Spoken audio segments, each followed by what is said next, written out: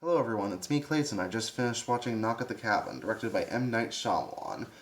Now, Shyamalan certainly is a director who peaked early with The Sixth Sense and Unbreakable, and his films since then have ranged from generally competent, like Split, to downright side-splittingly terrible, like Lady in the Water and The Happening. But when it comes to Knock at the Cabin, it seems to have some of his best and worst filmmaking impulses.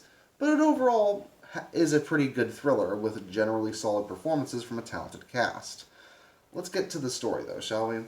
The story revolves around a gay couple named Eric and Andrew, played by Ben Aldridge and Jonathan Groff, as they happen to look after a little girl named Gwen, who's their adopted daughter, while they're vacationing in a cabin. Unfortunately, the cabin is approached by four strangers led by a man named Leonard, played by Dave Bautista. These four strangers inform them that they have to sacrifice one of their own in order to prevent the apocalypse. And as our main characters try to figure out whether they're legit or whether they're just totally insane, we see that the world is indeed being affected by various natural disasters. But is this affected by these people?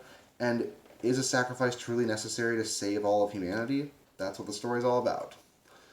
I do appreciate the fact that it's not made clear initially how these people managed to get these visions, and the fact that there are enough holes in their logic to make our characters have believable arguments to show that why they believe that what they're saying is a hoax. For example, the fact that they meet in an online message board, the fact that these people have some holes in their backstories, and the fact that a lot of their actions and a lot of their behaviors tend to contradict each other. I appreciate the fact that on a first viewing, the audience probably wouldn't be able to tell whether they're doing something legitimately or whether they're just full of BS. Especially considering that Andrew basically calls BS the entire time, whereas Eric, who has a concussion early on in the movie, starts to believe them bit by bit until he's actually on the opposite side by the end of the film. And on top of that, despite the fact that M. Night Shyamalan loves to have twists in his movies, this story is played pretty straight throughout given its premise, and there's no real big twist near the end that you'd expect from Shyamalan. But considering that this is based on a novel, it could be just an example of him staying true to the original text, but I wouldn't know as I've never read the original novel. But what makes this film work are definitely the character-driven performances by its actors, particularly Dave Bautista. Considering that he's mostly been known for comedic roles, like with Drax the Destroyer from Guardians of the Galaxy, or as Duke from the latest Knives Out movie, I appreciated that he played a more serious and more subdued role as Leonard. You don't know if he's a psycho or whether he's a man who genuinely believes he's doing what is right for the rest of the world. And I appreciate that Dave was able to play against type in that respect.